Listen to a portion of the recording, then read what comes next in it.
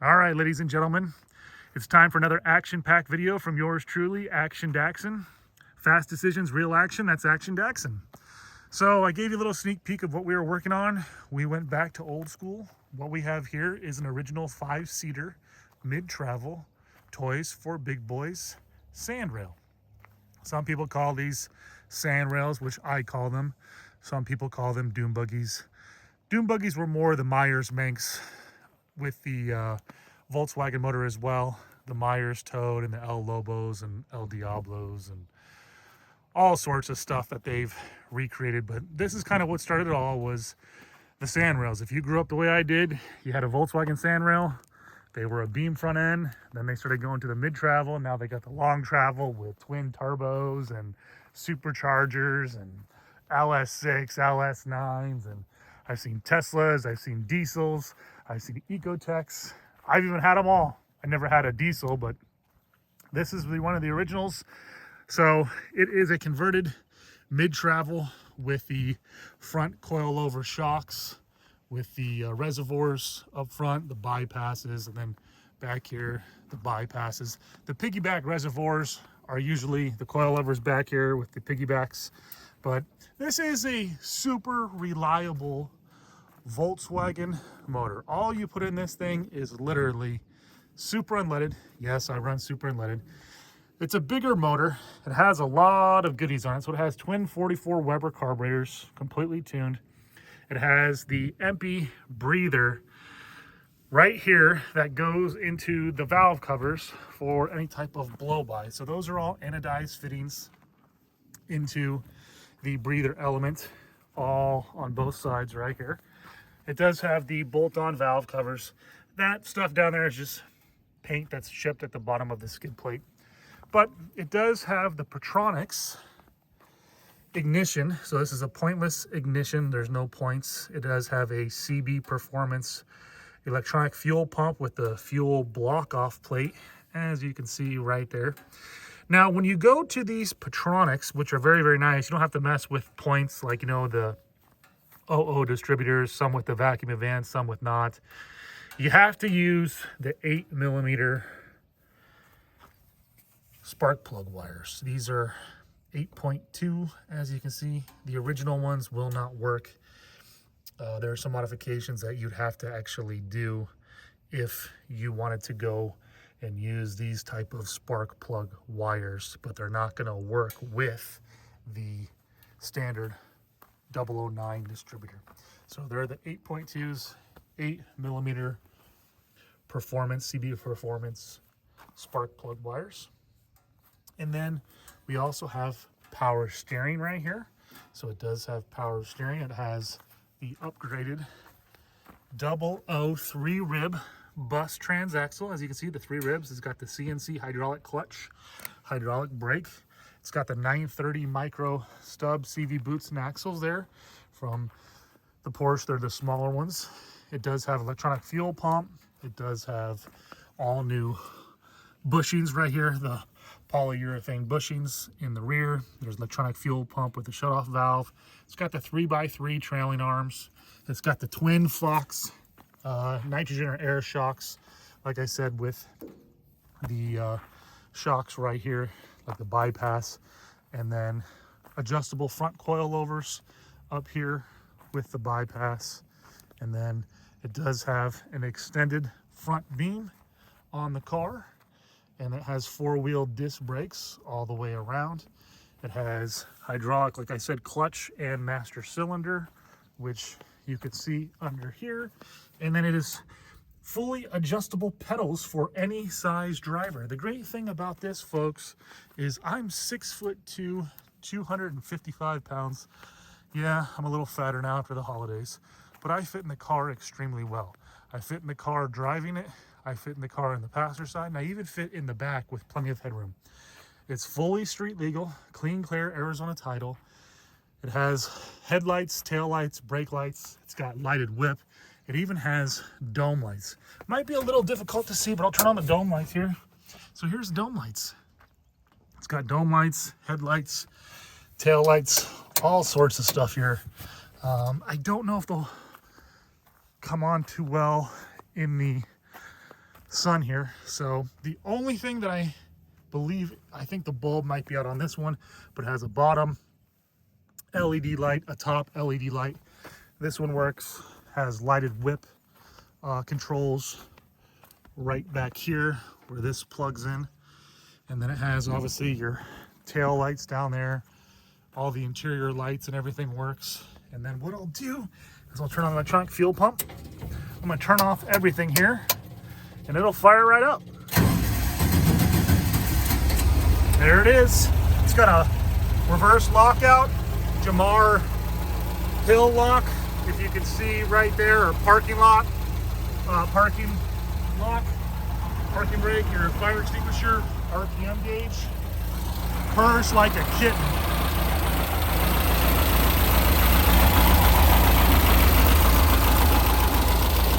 Got some paint job, got a couple little small little blemishes like here and there, but it's a very, very nice off-road machine.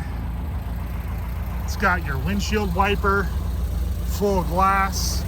It's got 4-point harnesses with the extra wide seats, so 3-inch lap, and then the 2-inch right here for your shoulder, and then lap belts right here for your passengers. Got a storage compartment right here. Quiet exhaust.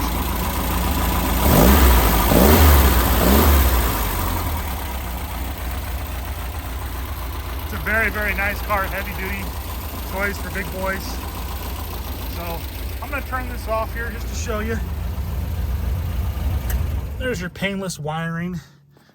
So the great thing about this Volkswagen setup is the way that this runs right now. Like I said, all you do is put in gas.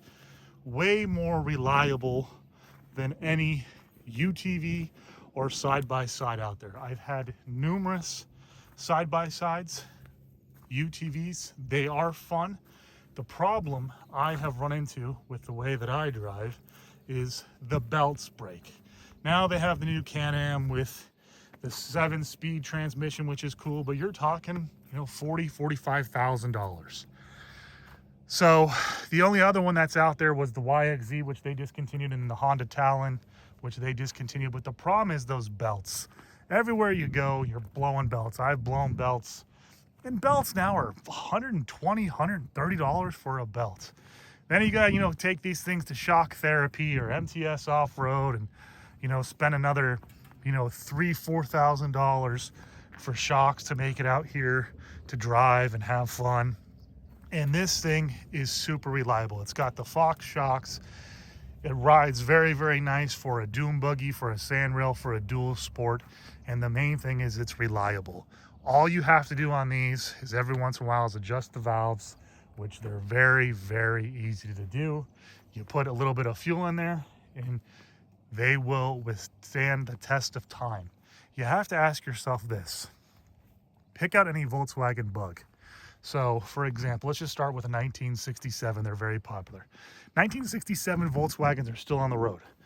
Okay, you got 200,000 miles on some of those things, 300,000 miles. They rebuild the motor. Ask yourself, I have yet to see a UTV that has 20,000 miles. I've seen a couple Honda Italians with 10,000 miles, but I have yet to see any Can-Am with 10,000 miles, with a Polaris with 10,000 miles, a couple of the old original Kawasaki Terexes with 8 and 10,000 miles. But those things have between 5 and 7,000. They're done. It's time for a rebuild. This is a car motor, folks. It is air cooled. It runs absolutely perfect out here in Sedona. You can see the trails. It uses a Volkswagen bus upgraded transaxle, which is very, very beefy. It's got 4-wheel disc brakes. You can drive this on the street. You can drive it out here in the dirt, on the fire roads. You can go shooting. That's what I do. You can go in the sand. And the main thing is it's reliable. These things are literally bulletproof, and they're so much safer than what is out there. If you compare the overall framing of these cars compared to that of the UTVs and side-by-side, so 1.5-inch tubing, chrome ollie or DOM, look at the overall body roll of the side-by-sides with the center of gravity. Grab it and shake it side to side. There is no body roll. The great thing about these cars is when you go to Glamis or the dunes, you know, if you don't want to wear a helmet, you don't have to wear a helmet. The UTVs, you have to wear a helmet in California and Glamis, except for the new models, which I believe they are somewhere around 1700 or 1800 cc's, only on the newest Polaris. Until they change the UTV cc's on the other remaining ones, you have to wear a helmet. And if you think about that, those things roll over very, very easily. Some of them have a higher center of gravity with a shorter wheelbase, and people are doing, you know, 80, 90 miles an hour, and they're rolling those things. This thing is meant to be a tank.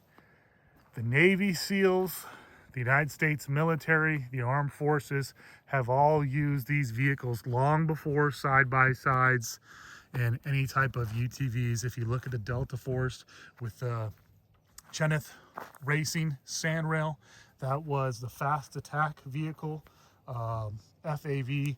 And some people say Chenoweth Racing.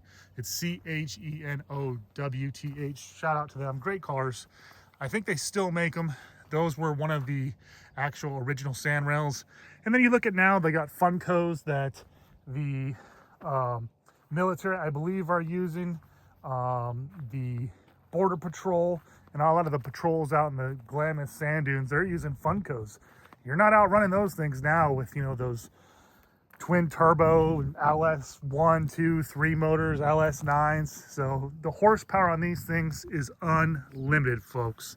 And the great thing about this is you can pull this motor. It is literally 4 bolts. You have to disconnect your battery, and then all you have to do is disconnect your throttle cable, and you have 4 17mm bolts. You can pull it out very, very easily. Disconnect your cage here, and down there. It'll take you by yourself probably about an hour. With 2 people, probably about 30 minutes. And you can literally put any motor back here that you want. These toys for big boys will accommodate any type of Chevy Ecotec.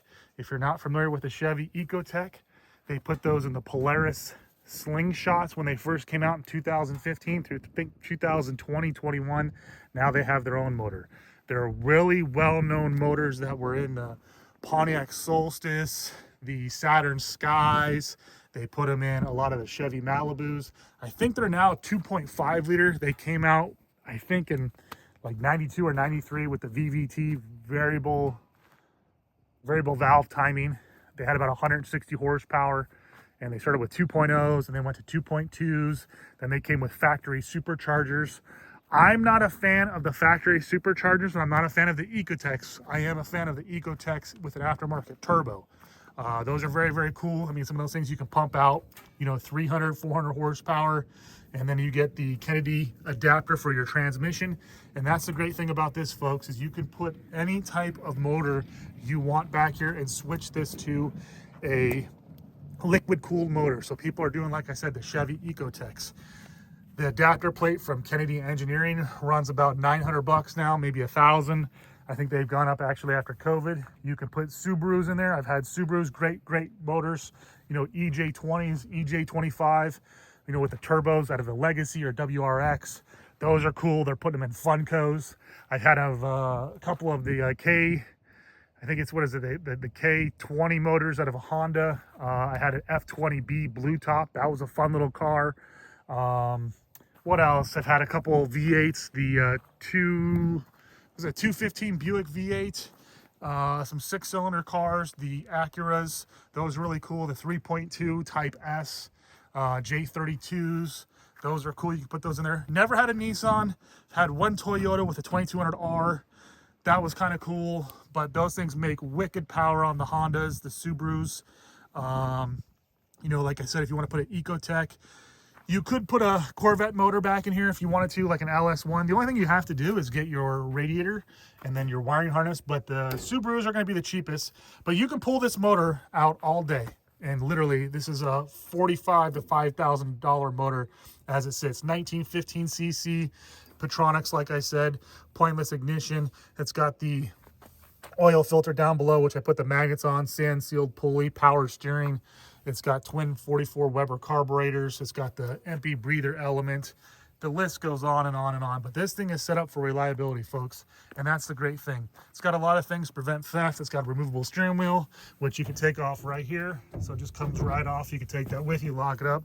Down over here, it's got the fuel shut-off valve to prevent theft or storage. So, and then the other thing is, which I will show you, it's no secret. You can always disconnect the coil right here for the electronic ignition, the center one here, and that will disable it. It'll crank, but it won't start. If you want to put on a kill switch, you can do that.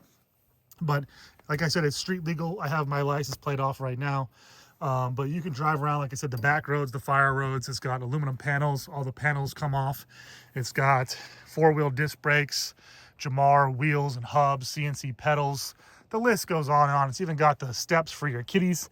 And that's the great thing about this car, folks, is I literally grew up in Rocky Point, Mexico, learning how to drive a stick shift on my father's little beam 1835cc Volkswagen Sandrail with a single 44 IDF Weber. So, you know, a lot of these UTVs, the only one out there that ever actually made something was the YXZ with a 5-speed, then they made it with a 6-speed. Now they got the paddle shifters. But I mean, it's a lost art now. No one knows how to drive stick shift. It's very, very fun, super reliable. If you have any questions, you want to stop by, you want to drive it, let me know. Come out here, we'll take you for a spin. You know, it's a beautiful day. Today is Sunday. I think it's January 26th, 2026. And I'm really enjoying this. It's a fun, reliable, old school machine that, you know, it'll top out right now, right about like 75 miles an hour, which is fast enough. You can put on some 35s in the back. Those are 31 1050s, some 35s or even 33s. You might be able to get another maybe 5 miles an hour if you advance the timing another probably 2 or 3 degrees, put on a bigger set of tires to drop the RPMs. But 80 miles an hour, it's fast enough. I like it. It's a fun, reliable machine to go out, and it withstands the test of time, folks. So if you have any questions about anything, please feel free. I got lifts in my garage. It doesn't leak anything. It is a very, very cool, nostalgic piece, and it always turns heads.